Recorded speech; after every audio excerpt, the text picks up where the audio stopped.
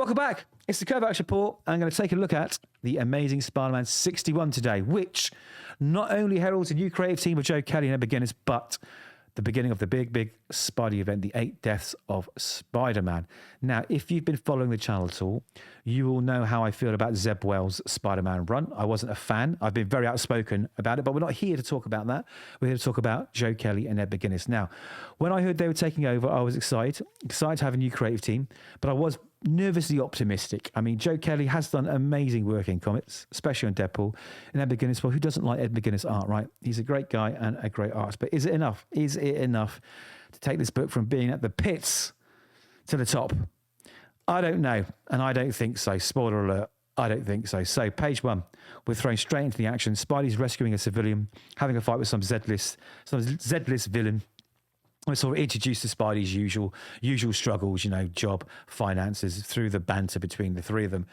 It feels more like a nod to Spidey's usual predicaments. It feels like they've just, you know, checked the checkbox of things you need to include in a Spider-Man story, and they just rammed it into the beginning here.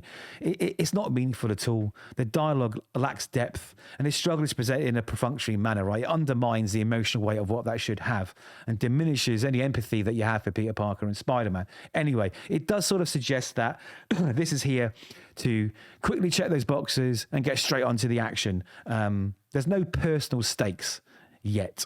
Anyway, after that's finished, and that fight is over, we're introduced to Dr. Doom, who randomly turns up, and his sudden entrance feels a bit out of place in the Spider-Man books, to be honest. I know Doom has an extensive history with all the characters, but I don't know. He's tangoed with Spider-Man before. Why would he be here? I mean, his involvement here seems arbitrary, right? And the comic just fails to establish a compelling reason for his interest in Peter. Introducing such a powerful character without meaningful context just feels jarring, especially when Doom's interests are usually more grandiose. You know, he's usually got this bigger plan that needs to unfold. I don't know. It just feels like a real mismatch here. Anyway, he tells Spider-Man that he needs his help. Spider-Man naturally tells him to sling his hook, and then we're jumped into At Home with the Parkers with some meaningless little story where Spider-Man runs away because he doesn't want to face something. And then we get Spider-Boy for no apparent reason sitting on the top of the roof. And we get straight into this villain appearing, right? Who just so happens to be a magic user, right? Sintros. Now, I don't know. Spidey has this big battle with him. It doesn't fare very well at all, and he ends up smashed up against the wall where Dr. Doom reappears, right? And he makes him an offer. And he makes him the offer of magic, basic, right? Now, this feels super rush. It lacks any setup whatsoever. There's a minimal dialogue and rationale provided for this offer, making it seem more like a gimmick than some kind of heavily thought out, story-driven twist. Right, and this lack of motivation for Doom's actions weakens the storyline, makes it hard to invest in Spider-Man's dilemma. It feels like an artificial plot device rather than some kind of organic progression of the narrative. Anyway, we get some backstory, which, I mean, it was okay. It explains what Doctor Strange has done, where Doom is now, being the Sorcerer Supreme, and explains that there's these magic reeds which can bring you back from the dead, right? Which I think is just another device to lead up to Spidey accepting the powers, right? And the thing is, Spidey makes this decision just very, very rapidly, right? I mean, it just doesn't feel like Spidey. Traditionally, he's cautious about responsibility and new powers, and his quick acceptance just feels out of character and unrealistic. This decision disrupts the integrity of Peter's character, in my opinion, reduces the reliability and relatability and depth that makes him so enduring. It makes it seem though he's willing to embrace anything for the sake of a story or a plot twist. So he gets this new costume.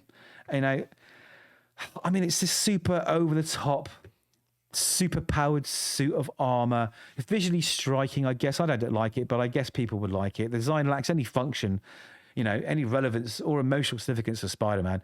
It just comes off as some empty spectacle rather than an important transformation. And this constant costume change that Spidey's been through is such a trope in recent times. And this suit feels like an unnecessary addition. It just dilutes the excitement, really. I think it's more a flashy distraction to sell books than a meaningful enhancement of the storyline. So anyway, now he has this suit. He goes back to fight Sintros, right? And this is like first magical battle. So these new powers They lead into this fight sequence that doesn't usually fit Spidey's style. You know, Spidey's known for his agility, his wit, and his resourcefulness, but here he's essentially just wielding magic with any sense of its unique skill, you know, of his unique skill set. It's just strange. And the suit, having this suit enables him to understand magic, understand all the abilities, understand how to do it. It just feels really, really weird. And it feels like, look, we really want to get to this idea that we've got. So how do we get there? So we'll just ram in this plot really quickly, so we can just get to the meat of the story we want to tell. Now, this battle sequence feels like a departure from what fans love about Spider-Man's combat style as well. Strips from his classic inventive approach to fight, makes it feel like a generic superhero powers, right, rather than that distinct character that we all love. Also, back to these reads. Now, these magic reads, can bring you back from the dead, which makes these 8th deaths, in my opinion, completely meaningless, right? If he can come back from the dead, there's nothing at stake here.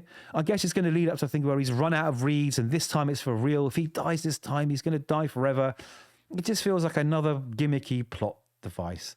And so does the defeat of Sinstros, right? The build up to this fight, and then the significance of it. And despite the heavy focus on Spidey's new powers, Sinstros down feels quite anticlimactic, right?